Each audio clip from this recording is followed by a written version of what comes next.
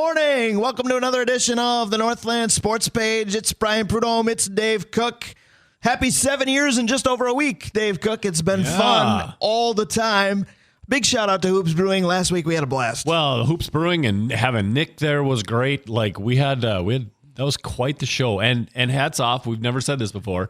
Hats off to North Dakota hockey fans because they showed up en masse. We're big in Fargo. That was my mantra all week. Don't say Fargo. That's North Dakota State territory. You're big in Grand Forks. The whole state. There you go. We're big in North Dakota. Just ask Marnie Gellner. It's her and then us.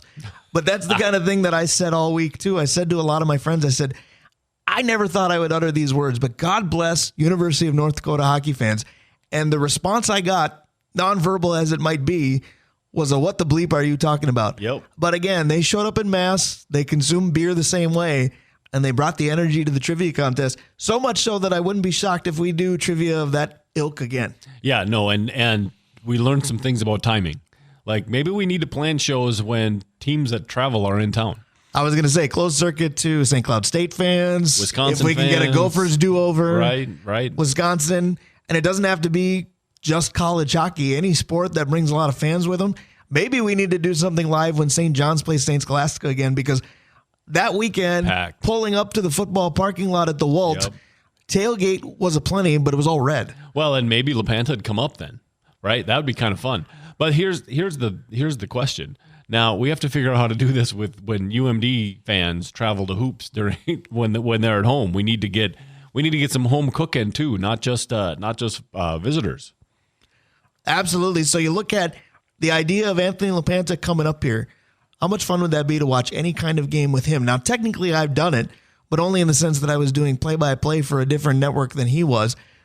But I've kind of always wanted to do that. We've had opportunities to talk to athletes about how they watch games, but what about how other broadcasters see games? Because I get what I consider silly questions. When I'm watching games, I've had friends say, "Are you tempted to call this game?" No, not while I'm sitting in my seat. I had a friend ask me that at Target Field on my birthday. Remember my 40th? Yeah. One of my friends came and said, "Do you wish you were doing play-by-play of this?" Well, wish, maybe. Do I want to as I'm sitting in a regular seat? No, I don't want to be that guy in the stands. No, that's very true. That's very true. And not only do you get asked silly questions when you're like that, when you're doing play-by-play, at a high school game, you get asked a lot of silly questions too by your color guy.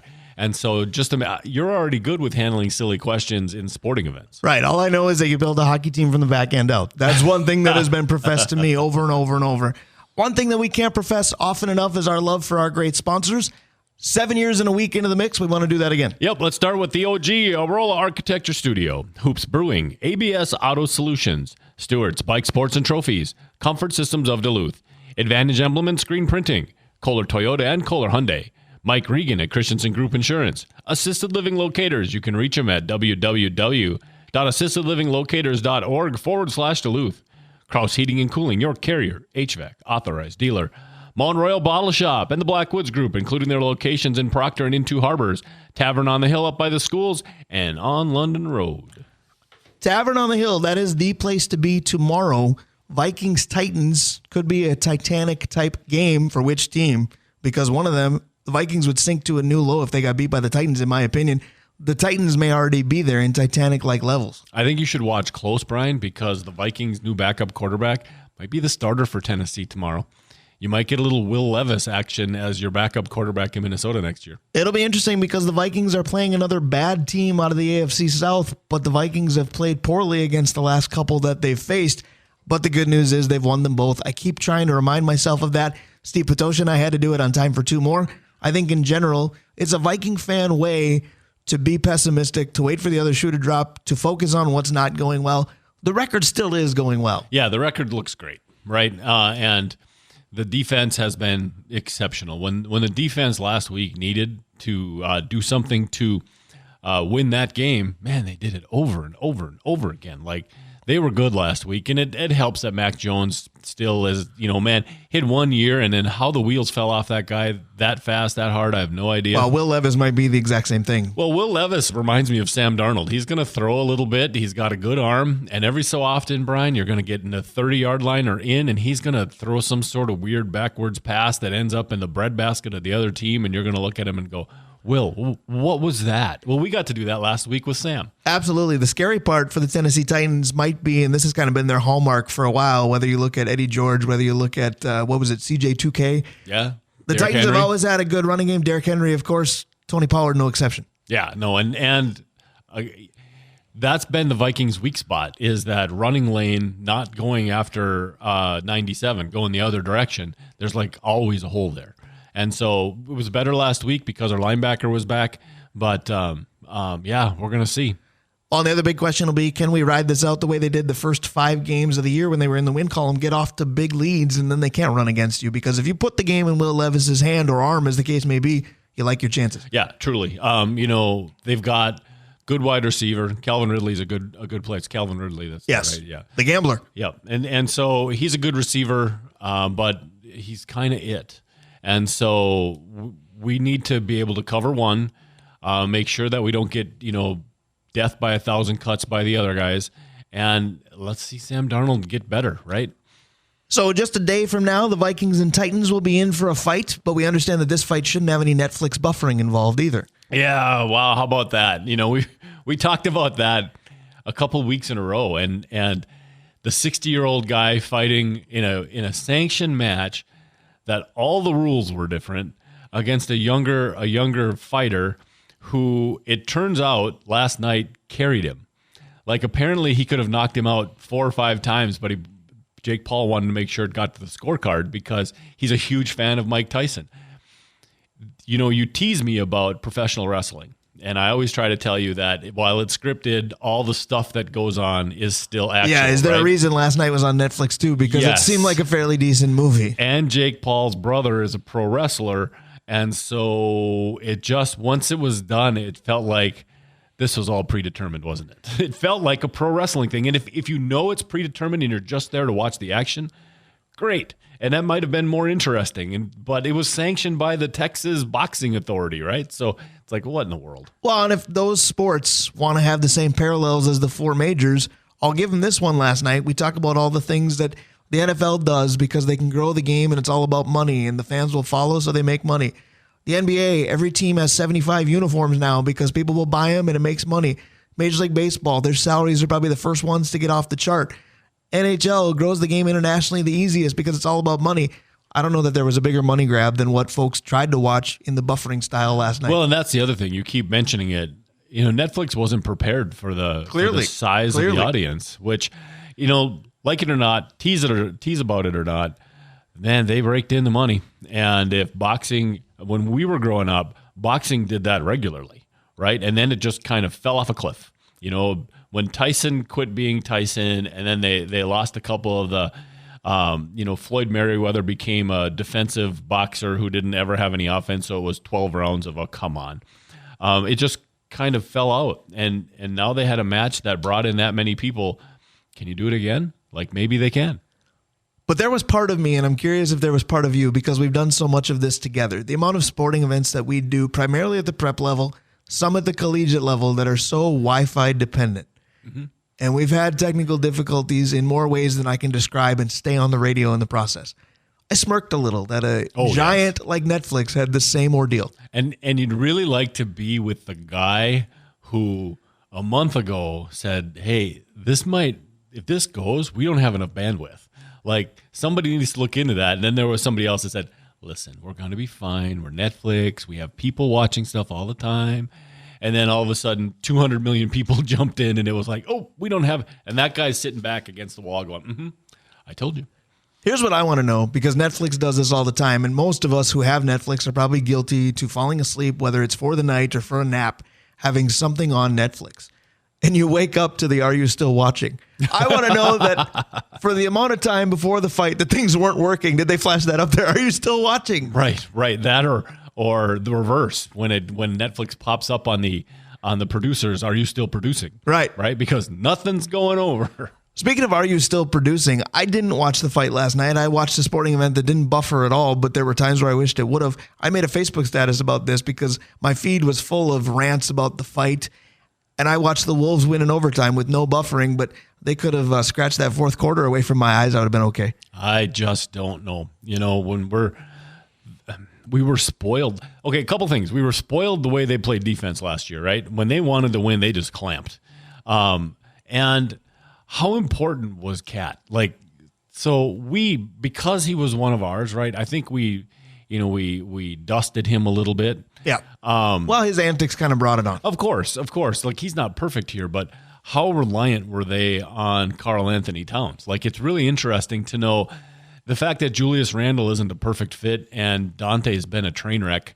Does that exacerbate our need for Karl Anthony Towns, or is it the guy and how he played defense and how he made other teams play towards Rudy and also be able to defend the perimeter?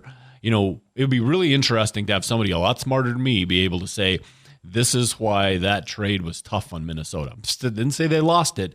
Just this is what it was really difficult. Yeah, and again, through 13 games, I think it is really difficult. I think the difficulty is this. Karl Anthony Towns had his warts, no doubt about it. But if you needed him to play like a guard, he did.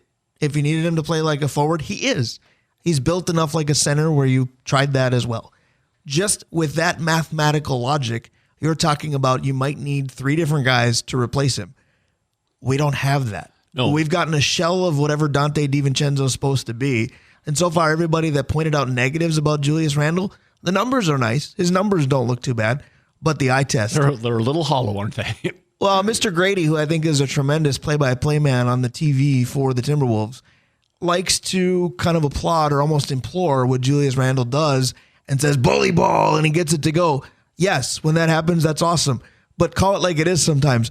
Bully ball, where the hell was that going? Yeah, and so that part of Randle where the ball finds him and when he moves and finds it, nothing else. But when he moves it, that's the part of Karl Anthony Towns that they missed a little bit, right? But all the concerns about Julius Randle that you heard from New York are playing out. Yes. Like it's. But again, it's 13 games out of 82. I keep telling myself that. But the stuff that they said, the ball sticks, right? The ball sticks with Ant. Rudy's not moving Last the ball. night, it's a good thing it did or they lose that game. Anthony Edwards said, you know what? I'm good enough. Yeah, and that's fact. But the problem is Finch likes an offense that flows, and he likes it based on like basketball IQ. He doesn't want to have specific plays about specific stuff, but he's going to have to start structuring it, Brian. He's just going to have to because Randle doesn't play that way. And if Randle holds onto the ball when Ant gets it, well, he's not going to pass it off because he doesn't get the ball when Randle has it. So we're kicking off the show basically bouncing around all kinds of different sporting events because Dave and I watch and or listen to an awful lot of sports. But one thing we have in common is we're very prone to do it alone. And I usually say that that's for the better of everyone else because usually nobody wants to see me watch a Vikings game. Steve Patosha might be the only one in the last 2 years that has done that. A couple more friends at various establishments as well. That all changes tomorrow because, again, as we talked about, at Tavern on the Hill, we want everybody in the Northland to show out. It's a good charity event for the Lewis Sports Foundation.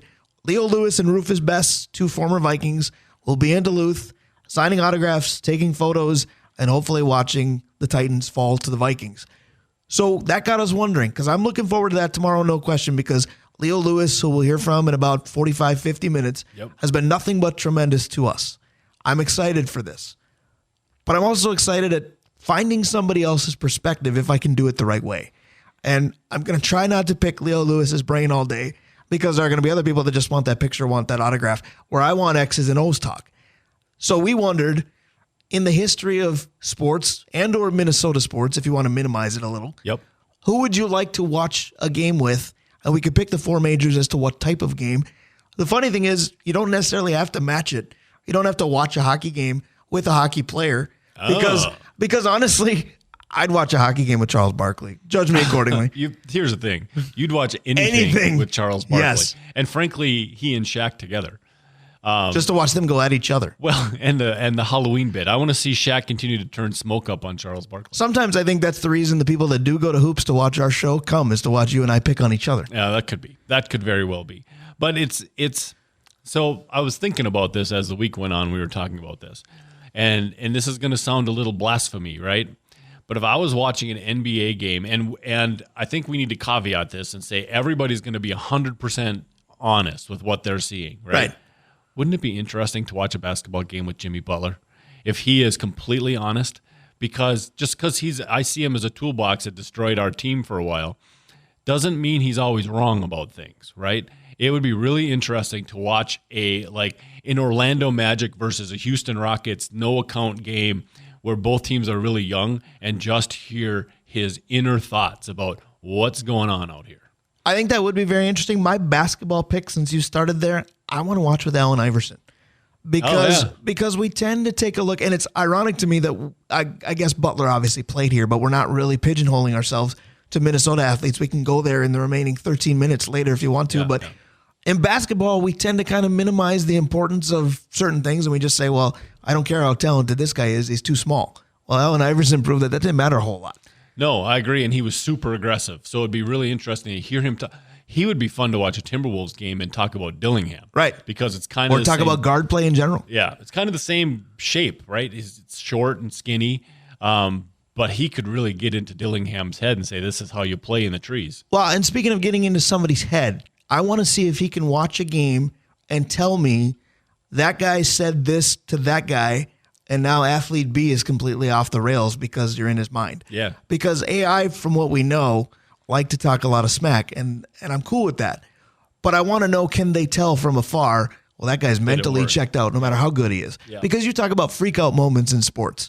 The NBA has a tendency to bring that on itself because there's so much chatter. Yeah, and freak out moments are those ones where you sit back and you go, what is going on? All of a sudden your team... So like we talk about is I listen to Sacramento. So I think later we're gonna talk about how that played out last night. But I listen to them because I think their broadcaster is exceptional to fall asleep to, and they always play late, right?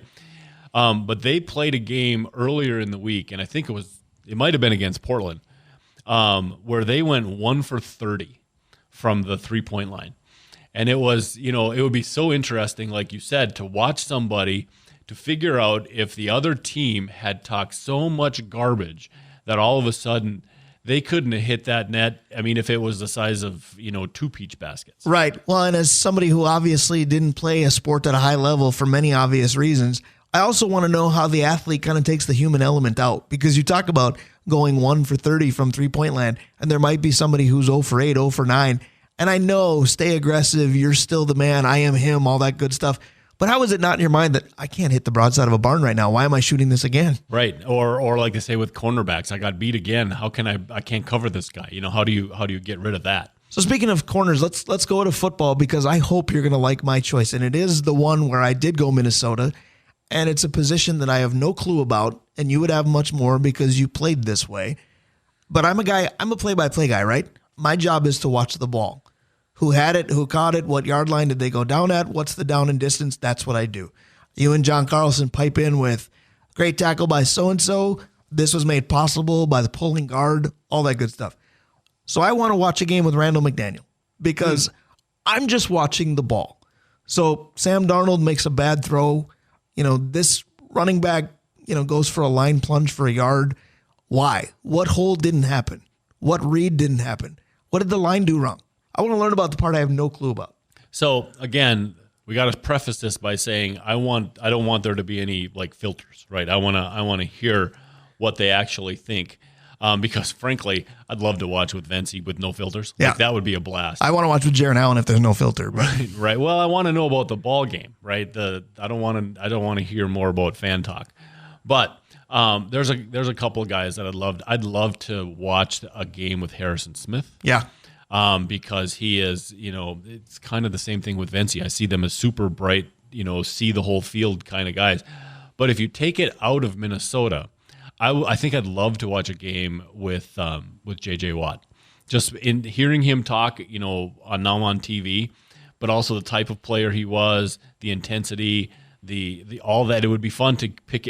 Frankly, Peyton Manning with no filters would also be fantastic. Well, I think we get that. It's also called the Manning Cast on ESPN2 once in a while, but I think that would be interesting. I also think sometimes it would be of at least some interest to watch a game with a player who maybe wasn't that great but was serviceable. And I feel bad. The manager kind. Well, I feel bad putting Tony Romo in this sentence, but I think about it with every game he does. And I'm to the point now where he talks too much, and it's Jim with everything we've heard, all the impressions. And he was great until somebody told him that he was, and now it's kind of gotten old. But the way that Tony Romo was able to identify everything before it happened, and then you're going, well, how come in the big moments you lost your mind all the time? Because you're identifying the defense, you're calling the play, you're making the right read from the proverbial 10,000-foot view, but from the 10-foot view, you couldn't do it. So it makes me want to know, is it that much easier when you're watching and taking that step back versus being in the moment? So a guy that we've just, basically taken the proverbial dump on, is Christian Ponder the kind of guy to watch the game with because he can look at it and go, oh, they're going here. Well, why didn't you do that ever when you played? It's interesting because you just described the old-time announcers. Yeah. Like Jim Cott did that because I kind of all am the time. one. But so just thinking back when you said that, my dad used to love to watch Monday Night Football because Don Meredith would predict what was going to happen. He would tell you what was going to happen before the play. Like he would see how they were lined up, and he'd say something on the order, well, they're going to give the ball to this guy over left guard because look at the hole, and bang, that's what it would be. He said having a color guy like that was fantastic. And you're right, being involved with a player who can see and anticipate and kind of let you know, oh, this is what, if I was playing, this is what was I'd see right now, so this is what's going to happen. That would be fun. I think that's the joy for me because there's so many sports that I've covered as a broadcaster. Yes, in ways I am, and John Carlson too, and then Steve Patosha has done games with me. And Connor Gray played a lot more sports than sometimes I realize. It's awesome to be able to do games with people that have been in the moment, in the trenches, and more than just the football idea. Because again, as a broadcaster, the sentence "when I played" is never uttered. Even if I try to liken baseball to my slow pitch softball days, it doesn't work. Yeah. But I want to go to baseball too because we've got just a handful of minutes before we go to Dave Hoops at 10:30. We all know about a lot of greats in the game of baseball for different reasons. Yep. I think, and I thought about Pete Rose, who's now gone. I thought about Ty Cobb because those are probably the two greatest hitters I immediately think of, and then Ted Williams. I'm going to go with another great hitter that unfortunately is gone. I want to watch a game with Tony Gwynn. He made everything look so easy, and he just never seemed to be beat. There's no such thing as a pitcher's count versus a hitter's count. He made hitting to me look so simple that I just want to realize that. Plus, he was in a lineup in San Diego during his heyday where I don't think he was really ever protected at all. Now, mind you, part of that could be, well, he was a leadoff hitter a lot. But he didn't play for teams that were full of stars very often. Right, and San Diego at that point brought in old guys. So you can't sit there and go, well, I knew I was getting a fastball down the middle because so-and-so was on deck. San Diego had like 2 good years in his career. Yeah, and the other thing is he was a baseball historian. Right. And that stuff. That's wheelhouse for me. Well, and that matters to me because now you can put everything into perspective. I know that people, kind of roll their eyes at Jim Cott. Wouldn't it be fun to watch a game with a couple of beers, with your feet up with Jim Cott, who can tell you every story about players from 1940 to current and just get a feel for it? I think that kind of watching baseball's a story game, right? It is. And getting that kind of connection, that kind of story, would be marvelous, Brian. And I'm glad you said that because we did do a topic similar to this the very first time we did a show at Hoops Brewing, which, by the way, again, we'll hear from Dave in about 5 minutes. But we tried to, relate it to being at the brewery. So we said, well, who would you like to have a beer with in sports? And we were afraid. I told you this week, I said, is it too similar? The more we talk it out, no. Because a lot of these people that I'm picking their brain and wanting the information, I'm not getting into a beer and getting into just weird conversation because I would go Dennis Rodman. I did say Charles Barkley for hockey. That's maybe a bit of a facetious answer, but having a beer with, I do go Rodman. I do go Barkley. Baseball, I think I just want to meet Kirby, but I think I would go Ken Herbeck because nobody probably likes the beer more than Ken Herbeck, and you get him to loosen up, and I think it'd be pretty funny. We've talked to him on the show, and it's different.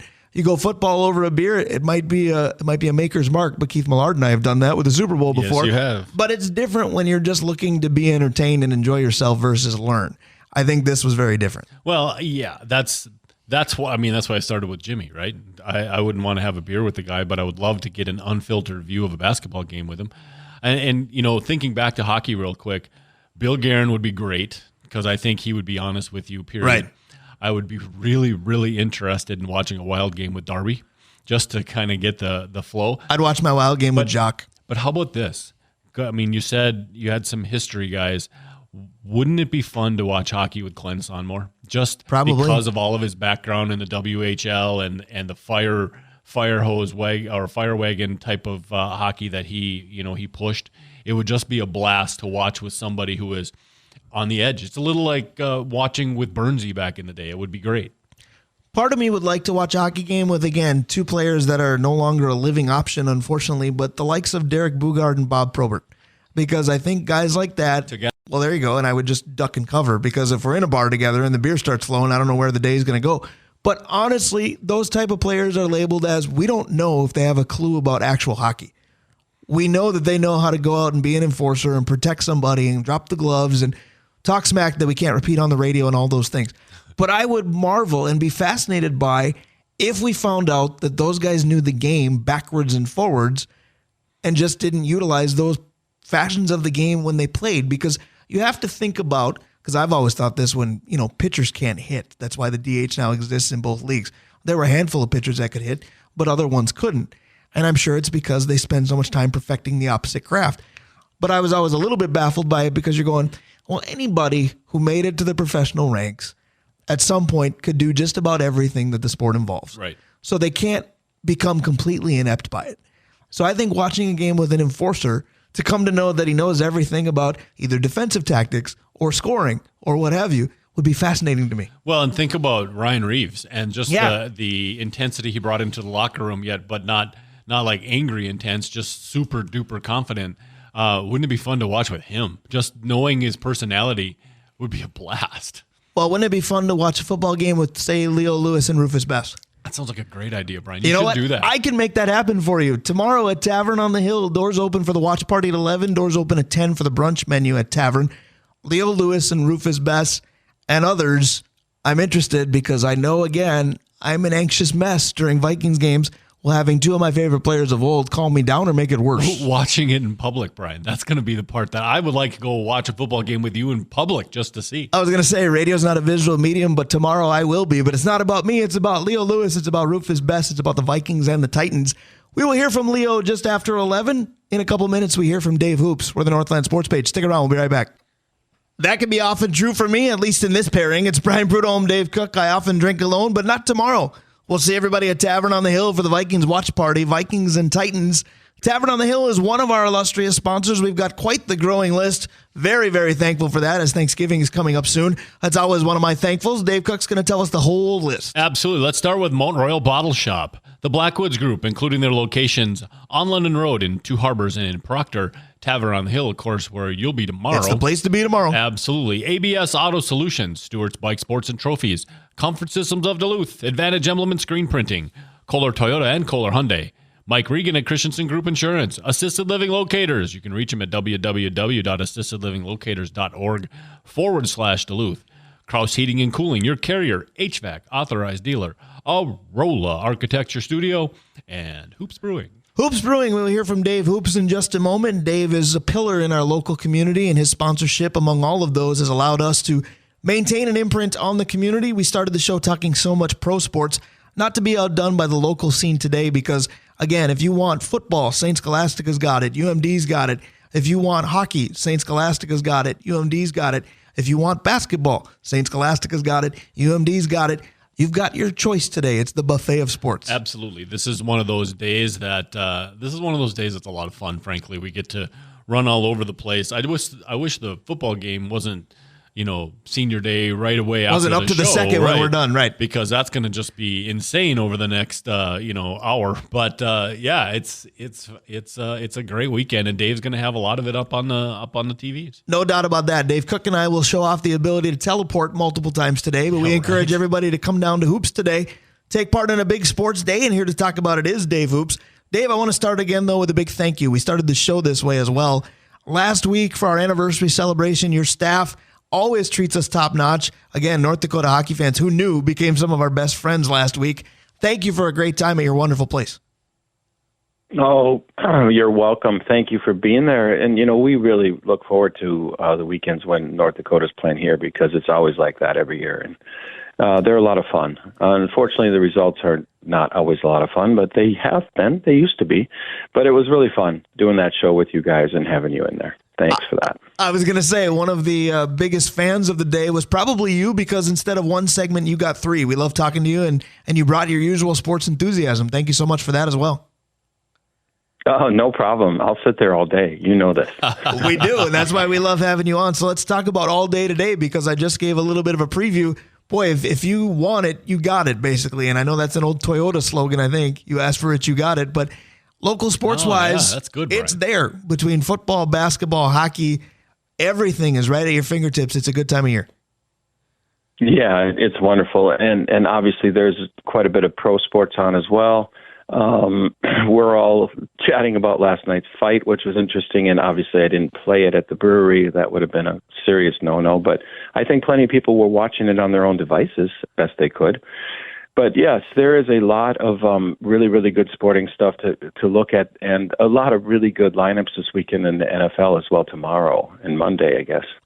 Yeah, I think the games are starting to take a lot more impactful meaning, partly because of where we are in the season. You're over the halfway point now, but obviously with that, you start to decipher who the contenders and pretenders truly are.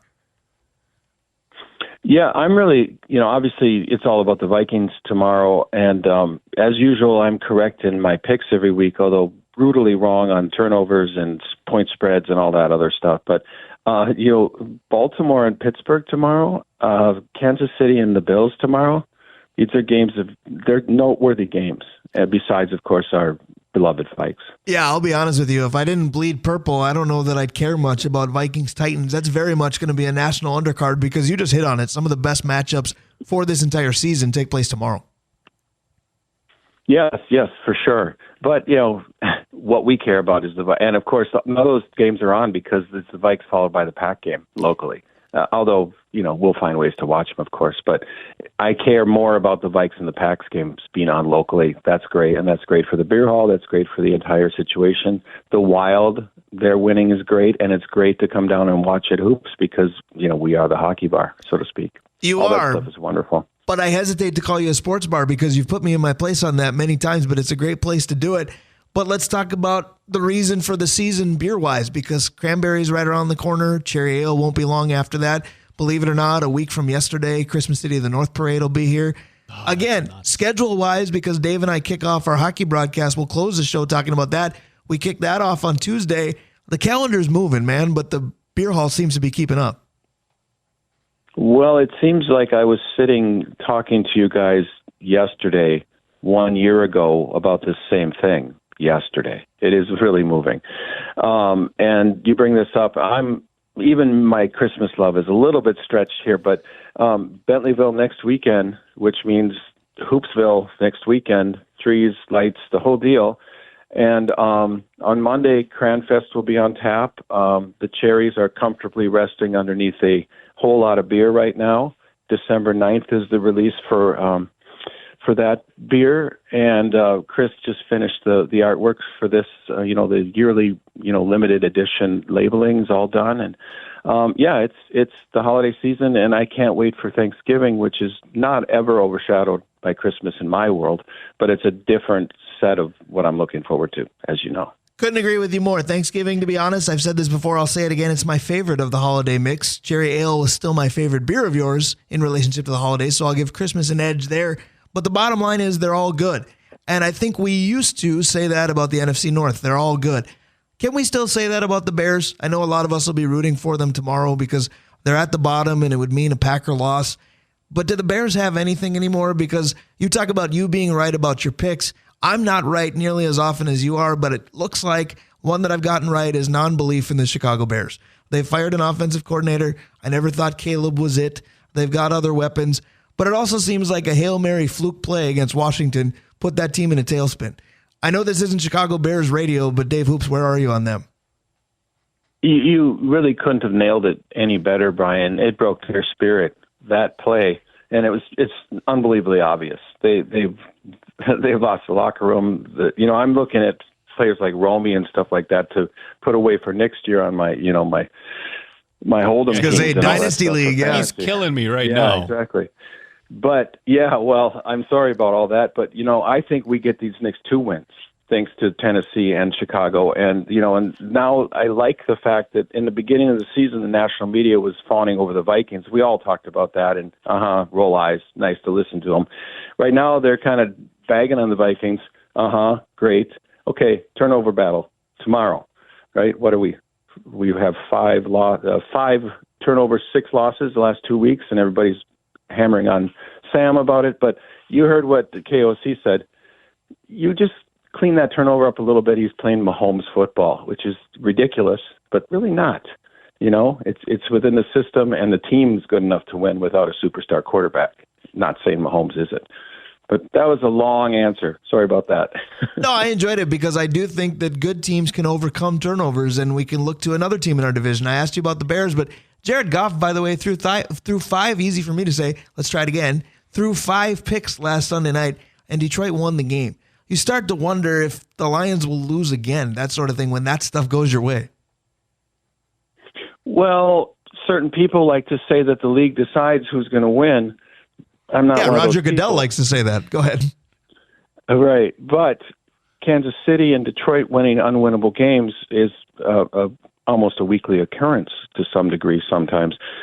Good teams win, okay? I mean, that's just the end of the story, and nobody's complaining about Goff because he's been out of this world for the last 5-6 weeks with his completions to interceptions. It'll be fine. It'll all be fine. But good teams, I think tomorrow Kansas City has their first loss. There you go. There's a bold prediction. All right, there you go. And I love your sentiment. We always count on you for optimism. You said with the state of the Vikings, it'll be fine. I'll go with that. Better than fine is Dave Cook's questions for us every week. He's got a good batch again today. Okay, so I got this question as I was hanging out on the couch the other day. Took a phone call, and this was the question that I was asked. All right, so as I'm sitting on the couch, they said, God, you must be bored. Quick question, what fictional character would be the most fun to just kind of have as a friend, to hang out with, and just fictional character, movie, books, could be whatever. A fictional character. Wow. Okay. That's so broad, Dave. That Good. is remarkably fun, interesting. I'm going to go with Paul Muad'Dib, Emperor of Dune. And wow. A demigod to some degree, Nice. but also just a regular Joe who kind of got where he got through working really hard and having some, worm bile ingested and such. But yeah, I'd like to hang out with him and maybe throw down a little bit, see what he was thinking. Well, I could have started with Jessica. I did like that as well. I could have started with Jessica Rabbit, but it'd just be another one where I got friend zoned by a girl like that. So I won't go that direction. I'm going to go with Donkey from Shrek because I love Eddie Murphy, and I know that character is voiced by Eddie Murphy. And I like high energy people. I don't always claim to be one, but I like high energy people. If you've watched Donkey do anything, everything is good, everything is positive, and we're going everything 1,000 miles an hour. Sometimes I need that to give me a little jolt. So I'll take the humor and I'll take the energy with that. God, you guys are good at this. My first response on the phone was John Wick. Okay. Just because nice. We're calm, we're a little intense, maybe a little edgy, but once you crossed that line with him, you knew you were going to be okay. So then if somebody broke into my house, stole my car, I know that it would get taken care of. Fair enough. All right, so Last one. I think that I'm going to ask this one. Okay. This is the one I was going to drop. Tyson versus Paul. Tyson versus Paul last night. The old superstar, the one we remember being the baddest guy on the planet versus a social media guy, right? He's a boxer, but the Pauls are more social media guy. Is there any other sport that you would watch a 60-year-old ex-superstar play a new guy who is really just kind of make-believe, kind of fun? You know what I'm getting at? Yeah, of course. And I get to go first. I'm sorry, Brian, but You're good. both, obviously. Yeah, exactly. Let's see 60-year-old Tiger playing, his kid, maybe, for example. That's great, But Dave. I don't love, thank you, but I don't love the social media aspect of the whole Paul thing. And I'm ambivalent about him. I don't really care. I wanted to watch Tyson, and I don't really care if he's 80, just to see if Mike could still be Mike, just in how he was, how he talked, not how he performed. He's not going to win that fight. But and the whole made for media, the Netflix thing, all that stuff, I just kind of try to ignore that noise. But I'm of an age where Iron Mike means something, even though this is Rocky done in real life, but without the happy ending and, the music, more or less. That's how I see it. Yeah, I think it absolutely is. Iron Mike means something to me too, but it's got to the point where the only thing we need to remember now about Iron Mike, besides the big highlights, is he's still got some of the greatest video games in the history of sports video games. And last night didn't need to happen. Golf is a great answer, but golf has a senior tour, so we see old guys playing that sport all the time. I'm going to go to one that you don't, and I'm going to give you a matchup. Pitcher would be Paul Skeens because he's the new guy who's a big deal. And then because I chose to choose a living player, I'm going to let Wade Boggs hit off him. Because I grew up in an era where Wade Boggs could get a hit off everybody. Kirby should have multiple batting titles, but Wade Boggs existed. Now, could I take Pete Rose, Tony Gwynn, Ted Williams instead? Sure, but they're not options. So I'm going to let Wade Boggs at age, he's got to be 60-something right now, against Paul Skeens, and let me see what happens. No, I like that. That's actually a really good one. So the whole time I've been trying to figure out what we could get Jordan to do. But there really isn't. Can we settle the Jordan-LeBron debate and let them play each other now, even though they're both categorically old? That might be interesting. I was trying to think. The problem with the NBA is there's really not the other guy, right? There's not the who's the new sensation, right? Could it be Cooper Flagg? Do we let Shaq and Wemby go at it? Oh, that would okay. There you go. That might be fun. There you go. So, anyways, I just thought the Tyson Paul thing was such a made-for-TV moment that. Could we do that in any other sport? Yeah, it really was. But I tell you what, old or new, we invite all of you to go to Hoops Brewing. Dave Hoops, I'll give you the last minute to tell us why. There's always great reasons to be there. Well, as usual, we have the weekly events still going strong. You know, the trivia. On Thursdays, it's fun with the Board Games Running Club and Mo with the spinning of the vinyl. But yeah, starting this weekend with Bentleyville, and it is really fun and festive down in Canal Park as this gets going, and there'll be a lot of folks coming through. We will be promoting all the sporting events that we always promote, but we will also be hosting many events, private and public, as well as our next door neighbors have a new menu coming out, so we'll have more food going on. And then, come on in for Cranfest because it's really, really good, and it's not nearly as tart as you might fear. So that's my vote of the week. I can absolutely guarantee you that I will be partaking in Cranfest. I will see you soon. It's always good to talk to you. Last week was one for the ages, 3 segments with you in the flesh. Back to the usual routine today, but it was as good as ever. We love you, Dave Hoops. We'll talk in a week. All right. You guys have a great second hour. Appreciate you. You as well. That's our guy, Dave Hoops of Hoops Brewing, one of our illustrious sponsors. We are moving up the OG segment. Drawing Lines is next. Venice Glenn moves up an entire hour. He comes your way in about 90 seconds. We're the Northland Sports Page. Brian Prudhomme, Dave Cook. Stick around. Moving the Drawing Lines segment up an entire hour. That is the safety dance. That is time for our favorite safety. Venice Glenn, the always adjustable, the always versatile Venice Glenn. Moving his segment up an entire hour today. We appreciate it. It's very early where he is. Oh, yeah. But I love talking to him early or late. Doesn't matter the time as long as I'm talking to him. So let's do it right now. Venice Glenn on the eve of Vikings Titans. Good morning to you. Good morning. How you guys doing? Doing very well. Always doing better when we talk to you. So let's talk about kind of a similar take to what I had last week. The Vikings won a game against a team they're better than, but didn't necessarily look very good doing it. I know you and I texted a little during that game, a little bit about Justin Jefferson's effort. What did you think of the Vikings' effort in general? You know, winning is so hard in the NFL, professional sports. You're not going to always play at your highest peak, and you have to learn how to win games that you don't have your best stuff. And they did that last week. They made a lot of mistakes, a lot of mental mistakes.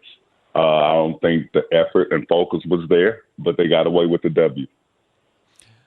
Vince, I had a question kind of based on that, listening a little bit to some of the players and whatever, and especially Sam Darnold.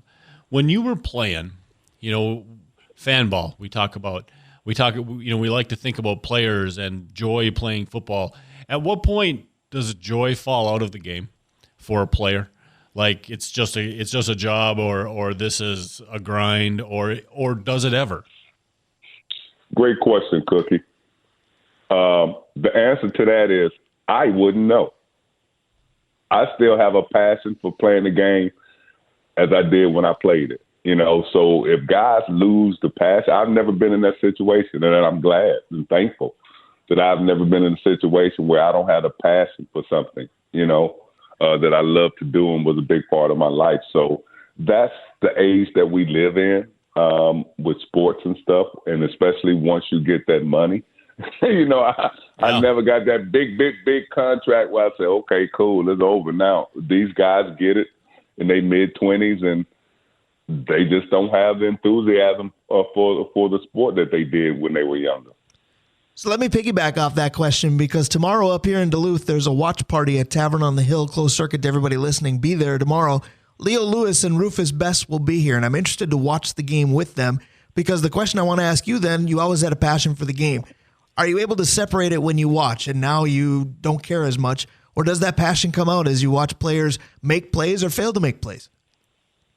I got to be honest with you. It's hard to feel that passion. You see it in certain players, but most of the time it's just, as a whole, these guys just don't.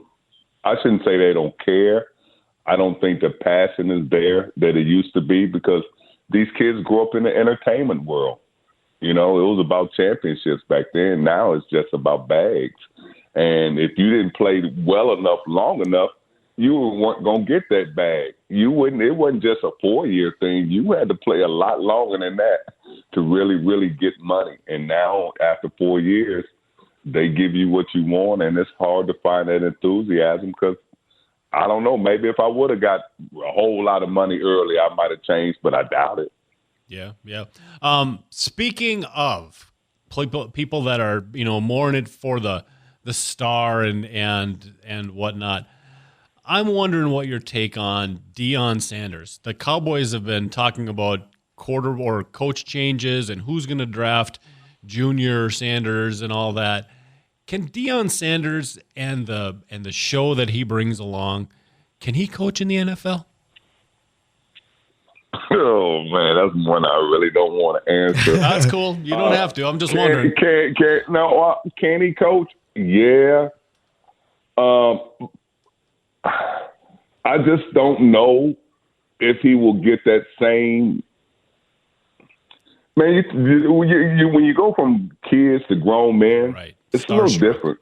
And the grown men, you played your time. You in the Hall of Fame. Hey, man, I ain't got to listen to you. You don't know everything. And, Deion likes the limelight. He always has, before he even got in the league, when he was in college and that. So, some guys buy into it, but a lot of guys don't go to Colorado because they don't buy into it, nor their parents.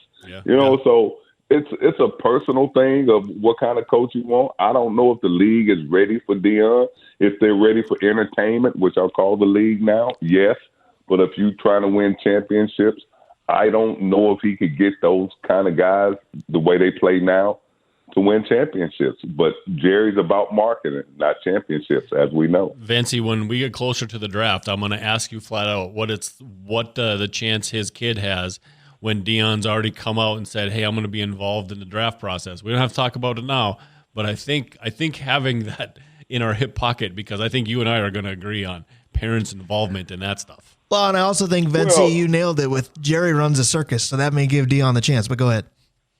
Yeah, but if you look at it, Manning's parents were involved in theirs too. So that nepotism is real, bro, in the world. So we'll see if they buy into it, what organizations are buying to it. Some organizations might, a couple of them, but I don't think there'll be a whole lot of them out there, because he's been away from that level of the game a long time. And, college and pros is not the same thing, and the way you go about dealing with things. That's fair. We're chatting with Venice Glenn, part of the Drawing Line segment, courtesy of Arola Architecture Studio, doing this segment about an hour earlier than usual today. Only got about 3.5 minutes left in this segment. Venice, we're talking a lot about coaches, and I want to segue that to the Vikings' current state of things. Your famous, accurate line is Sam Darnold is Sam Darnold, and you've been proven right time and time again. But the question is becoming, at least on the call-in show that I have, time for 2 more after games on Sundays, is this Sam Darnold regressing to who he is, or is this Kevin O'Connell in play calling not able to get out of his own way? Is it one of those, or is it a combination? I think it's a combination, and especially this is the copycat league. So when teams find ways and understand how you perform under certain situations, every team copies that playbook from the week before. And they figured Sam Darnold's weaknesses and his strengths out. You got Justin Jefferson is a deep ball kind of guy, deep ball. So it takes time for him to get downfield and that development of opening up the gaps for him to take time. Without Adam Thielen and guys like that can get across the middle and get open real quick and really know how to run routes, you suffer a little bit. So now everybody knows you want the ball. Jamar Chase just went crazy a couple weeks ago. You want the ball. You want to be that guy to make all the yards. And now everybody knows you want the ball. You only run so many kind of routes. And if you're running the same routes, they're going to jump them. They're going to understand what you're trying to do to them. And that's what happened last week. So he has to get a better attitude of understanding that, hey, man, they kind of own what we're doing, but Kevin O'Connell has to get creative and Sam Darnold has to play better. Yeah, I agree with that. It's interesting to me. It seems like Sam Darnold is the kind of quarterback who succeeds when he doesn't have to think, because against the blitz, you're probably thrown to a hot route, and he's done tremendous. Against coverage, he's not quite as good, and he's not going through reads. He's reading Jefferson, and that's about it. Vency, you get very few things wrong. We all got it wrong last week except for the win. We had 30-plus points coming out of our offense who put up 12. I'm going to put you on the spot for a score tomorrow.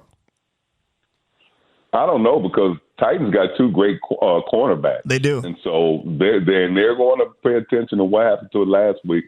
So we'll see if the game plan changes for the Vikings or they're looking for Jefferson to get the deep ball.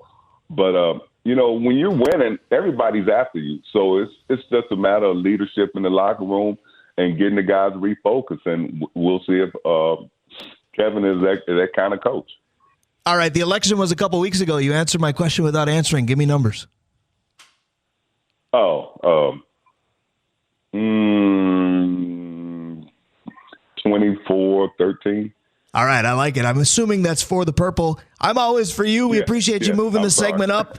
We love you, man. We'll talk again in a week. I love doing this each and every week of the season with you. You got it, pal. You guys be good. All right, that's our guy. That's 2-5. That's Venice Glenn. That is a very quick hour number one as we moved up the drawing line segment, courtesy of Arola Architecture Studio today. Hour number two is action-packed. We're going to start off with Leo Lewis. Again, everybody get their way to Tavern on the Hill for a watch party. Vikings and Titans featuring Leo Lewis and Rufus Best tomorrow. Then we'll play Buy or Sell, and we will also preview, yes, the winter. It's a dirty word up here, but the winter sports season from a broadcast perspective starts on Tuesday. For girls hockey and other sports, it's already started, but we'll get it going on these airwaves and talk all about it to close the show. So lots of action in hour number two. We're the Northland Sports Page. Brian Prudhomme, Dave Cook. Stay with us. We'll be right back.